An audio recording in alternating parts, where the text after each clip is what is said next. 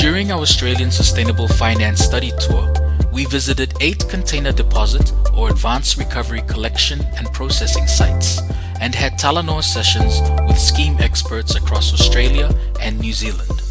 From these visits and sessions, we learned there are 10 key elements that make a successful scheme.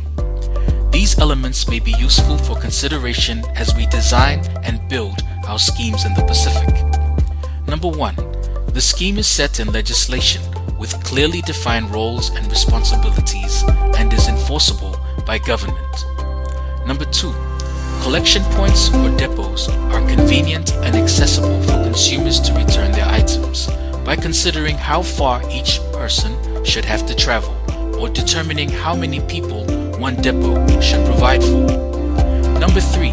Scheme administration and operations is centralized and operated as not-for-profit, and any surplus revenue from unredeemed deposits or sale of material is reinvested back into the scheme. Number 4.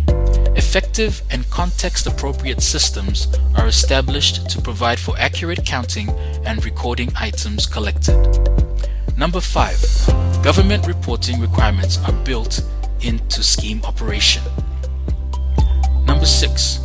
Producers and importers are responsible for financing the operation of the scheme. Number 7. Understanding the end market for receiving and processing scheme items is important for understanding logistics and calculating costs associated with scheme operation. Number 8.